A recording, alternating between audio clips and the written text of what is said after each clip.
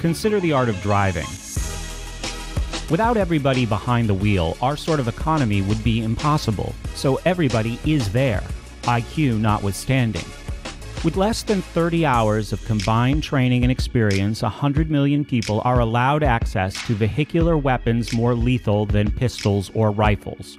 Why does our government make such presumptions of competence, placing nearly unqualified trust in drivers, while it maintains such a tight grip on near-monopoly state schooling?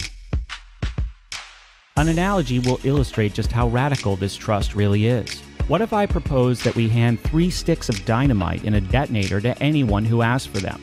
All an applicant would need is money to pay for the explosives. You'd have to be an idiot to agree with my plan, at least based on the assumptions you picked up in school about human nature and human competence. And yet gasoline, a spectacularly mischievous explosive, is available to anyone with a container. 5 gallons of gasoline have the destructive power of a stick of dynamite. The average tank holds 15 gallons, yet no background check is necessary for dispenser or dispensee. As long as gasoline is freely available, gun control is beside the point.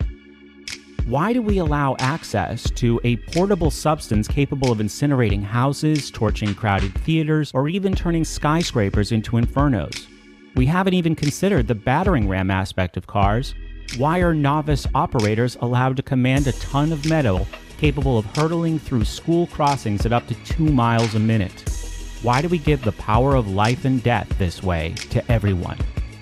It should strike you at once that our unstated official assumptions about human nature are dead wrong. Nearly all people are competent and responsible. Universal motoring proves that.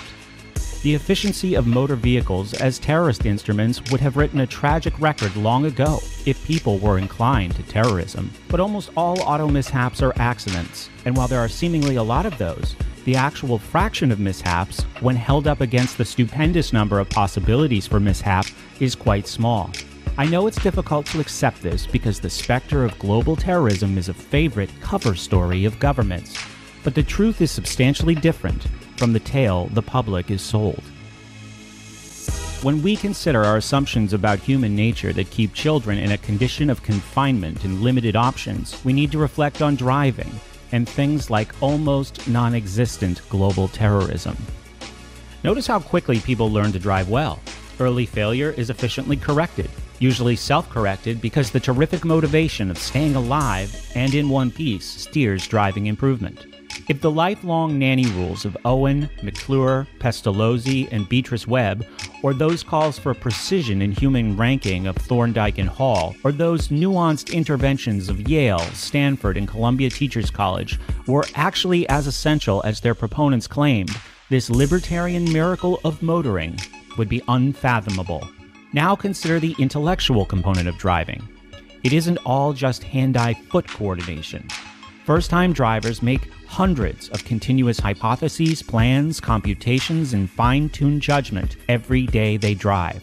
They do this skillfully without being graded, because if they don't, organic provision exists in the motoring universe to punish them.